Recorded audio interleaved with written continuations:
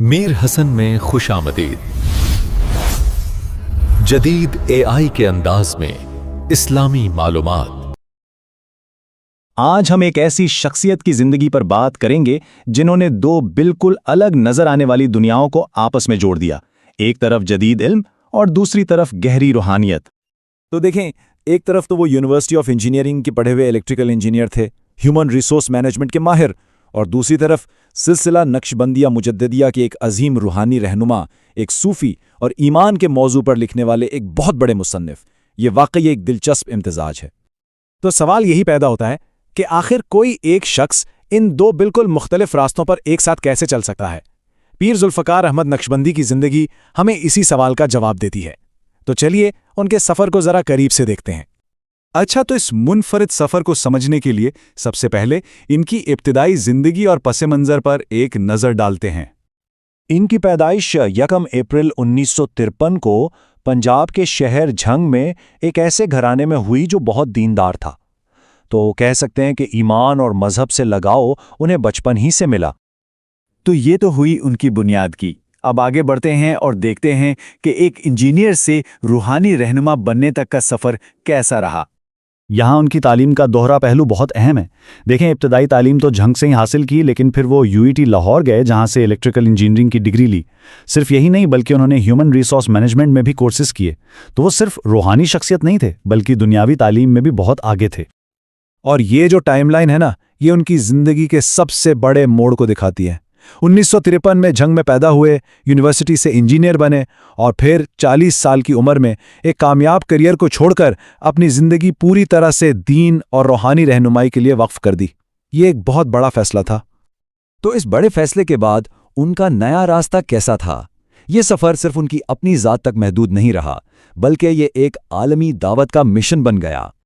انہوں نے اپنے پیغام کو پھیلانے کے لیے دنیا بھر کا سفر کیا، اور یہ کوئی 1-2 ملکوں کی بات نہیں، 40 سے بھی زیادہ ممالک کا دورہ کیا۔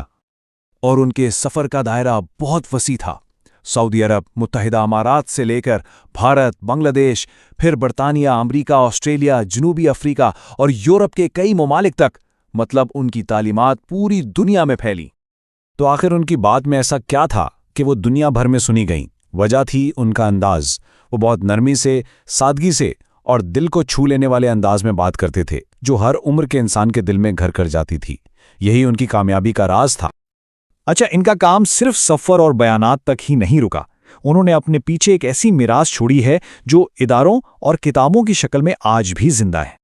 اس کی سب سے بڑی مثال جھنگ میں قائم کردہ معہد فقیر الاسلامی ہے۔